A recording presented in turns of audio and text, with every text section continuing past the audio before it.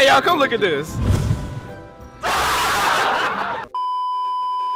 Clockwork Vendetta, the apparent team prodigy who abstained from the meta using some of the most off-meta one-tricks on their side, and receiving hundreds of thousands of views from some of the most renowned YouTube channels, have now seemingly evaporated into an irrelevant YouTube channel, which if you check their social blade, is somehow more relevant than mine. Fuck no, baby! Before analysing what actually happened, skip to this point in the video, it will be on the screen somewhere, if you already know about the team from 8 months ago, and you know why they became so popular to be covered by some of the biggest Overwatch channels. Right, so I assume you haven't skipped, so here's a brief outline of who they were. So according to one of their former main tanks, Minimi, in an interview done with Akshon Esports, Clockwork Vendetta, or CV I don't know call them, were basically a meme for them as they were a bunch of friends playing characters that they were pretty good at. The original team consisted of Zytor and Monk Masa, who fell in the support slots, Moose and Minimi, who were the off-tank and main tank respectively, and Engineer paired alongside Ricky, playing Torbjorn and Mei respectively. Eventually, they entered the Open Division and dominated to where they entered Contenders Trials, also dominating teams who have been there multiple times, such as Cousin Zoo, for example, or Young and Beautiful as well. However, the main reason why they attracted so much attention was due to their comp that you probably find in Quick Play and were considered troll picks in ranked. Since 222 role lock wasn't implemented back then, they had flexibility between their roles.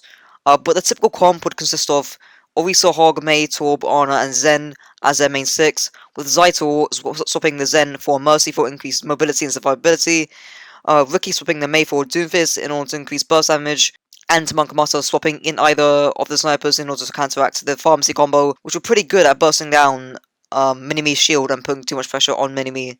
After their success on this extremely off-meta comp, steamrolling any team that has challenged them, so for example Crescent Do or Young and Beautiful, a Reddit post on r/competitive Overwatch started to gain a lot of traction up until bigger Overwatch channels, such as Your Overwatch and Akshon Esports, previously brought a spotlight upon them before their performance in EU Contenders, with these channels going into great depth about why this comp has such a great synergy. In fact, they found so much success with this comp that Akshon Esports decided to title them the Meta Breakers. Really, nigga? A key reason why this team comp worked in professional Overwatch was that each player on the 6-man roster were extremely talented on the character that they played, and it just so happened that the meta at the time were GOATs and not some other comp that were weak to it. So it made it very hard to replicate the style of play in ranked, since you need a lot of hours to know your character in and out, similar to like Ricky and Engineer knowing their characters. Soon after, they managed to do well throughout EU Contenders. Despite losing to HSL Esports, they had solidified a respectable 3rd place overall, with a decent prize pool earnings of just over $26,000 US. Before trying to dig down on not only why the players left, but also how much damage it caused to the team,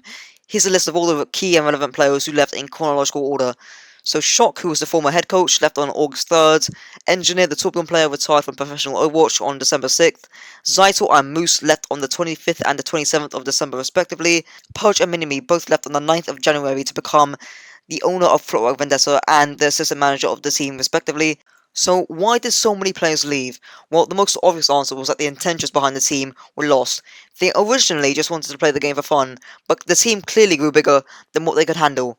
The players were surrounded by coaches, managers, analysts, and probably suffered from the sheer pressure of the Overwatch player base who were watching Contenders at the time, including their fans as well. This isn't even including the strict scrimming that they had to do and the schedule they had to stick to in order to maintain the momentum that the team had.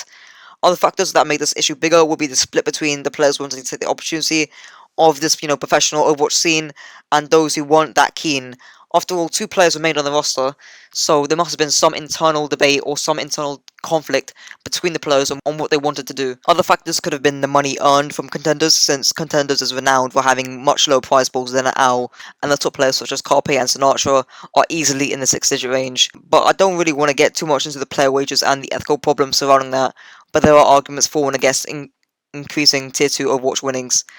Personally, I would increase them and take money from the stage playoffs Contenders, but due to advertisers preferring OWL over Contenders, I don't see that happening anytime soon.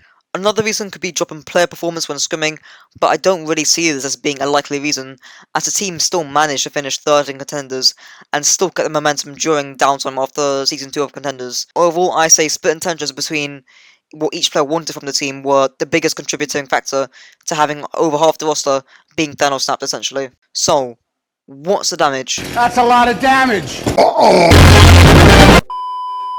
Well, I've shown quite a lot. As already shown by the meme that I made at the start of the video, I'll stop mentioning it from now on. Their YouTube channel is borderline dead. Their Discord is of 450 members, which actually isn't that bad, but it's such a dry Discord that the mods gave permission for people to use links to give, more freedom and more relevancy in their Discord. Even in their arts channel, their last post was in November 2019. According to Overwatch.gg, they are ranked as the worst team of the Contenders Season 2 in Europe, and honestly, I'm not that surprised. They performed poorly in the Mayhem Winter Classic, losing to Second Wind.